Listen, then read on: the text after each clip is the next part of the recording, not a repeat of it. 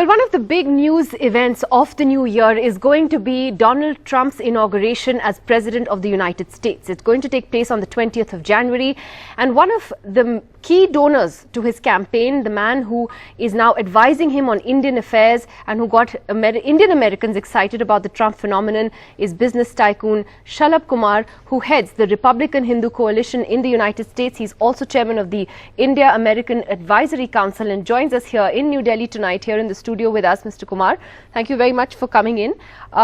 Tell us, what brings you here? Because there's a lot of speculation of a meeting very soon between Prime Minister Modi and President-elect Trump. Are we going to see a meeting soon?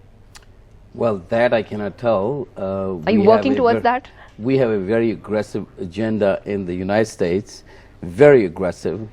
For example, we want to change the tax code in the U.S. in the first 90 days itself. So domestic agenda is very big, but in the context of increasing trade between U.S. and India, which is sitting at a measly $100 billion a year with the size of the two economies, that during the first term of President Trump, we expect it to grow to $300 billion a year. And that's quite a jump. That's a fair amount of jump, but it will accelerate even more exponentially during the second term, which I'm already predicting, during the second term of President Trump. At one of the events that you organized where Donald Trump came and in fact campaigned towards the end of his campaign, he set up Ki Baar Trump Sarkar. And taking off from what Prime Minister Modi said, do you think the two men would get along and would have a good chemistry the way, in a sense, Prime Minister Modi and Barack Obama, they certainly seem to personally get along very well. Do you see something similar between these two? Oh, this is going to be much better than that, and this is not going to be just optics. I hate to say that on a foreign land because it's against protocol. There was optics, but in real action, you know, there's really no meeting of the minds whatsoever in terms of a real action, real legislation, real executive orders. So, you know, it was mostly optics. But here they are going to be real action. We hope to have the legislative barriers that are in place right now to have defense procurement, to have technology transfer, to have the LNG sanctioned, because India needs energy, a lot of liquid natural gas. Terminals. So you see a greater meeting of minds between Donald Trump and Narendra Modi than you saw between Narendra Modi and Barack Obama, which you said was just not necessarily the two personally themselves, even though that's important. But just on agenda, you mean? Prime Minister Modi made sure that he's quite competitive.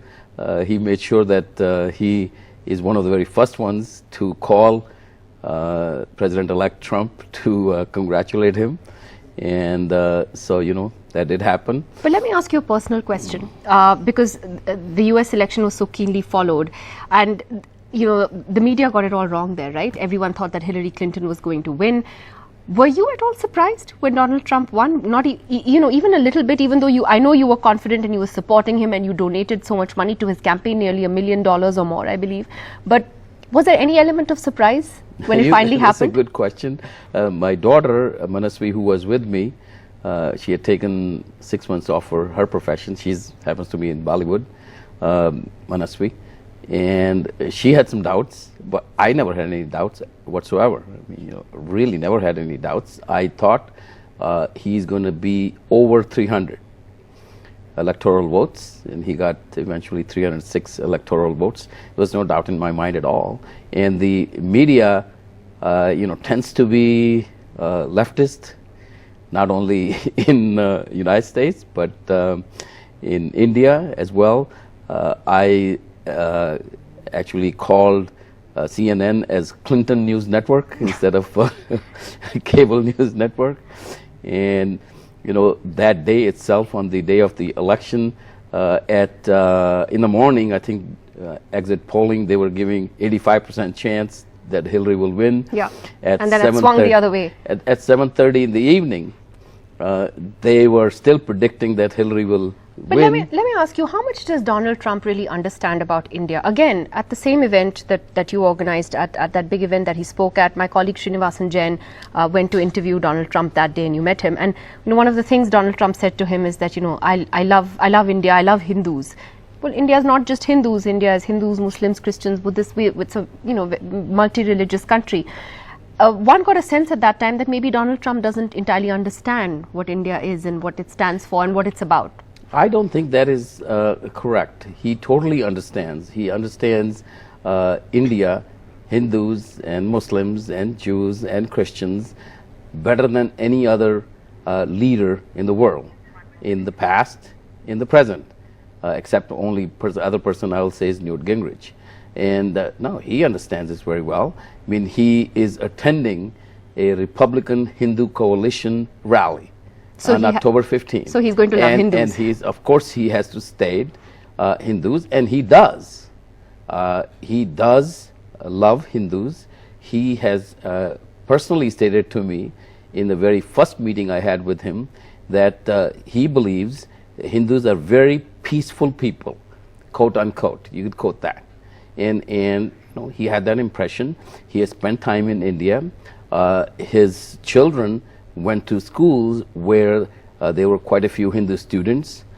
So he does know about that. I mean, there is nothing wrong with saying that he loves Hindus. It doesn't mean that he's saying he doesn't love others.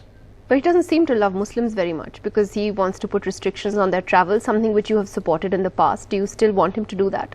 Well, it's not really a question of religion. It's not a question of whether you are a Muslim and that's why you should be putting a ban on. It should be a question of where you are coming from. If there is a high probability. Which country you mean? Yes, where are you coming from? If where you are applying for visa from, where you've been, where you have traveled.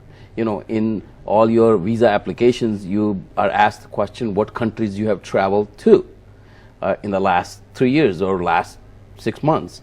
So when the security agencies are able to do your extreme vetting, which is necessary, after all, the prime responsibility of a president of the country, number one oath you take, is to protect the lives of its citizens. Well, Mr. Kumar, you're saying it's not about religion. It certainly seemed to be that way during the campaign. Whether it turns out to be something else is something we'll have to wait and see. But it's been great to talk to you. We wish you all the best as you try to increase trade ties between India and the United States, and certainly try to bring India and Donald Trump closer. Thank you very much for coming in tonight. Thank you.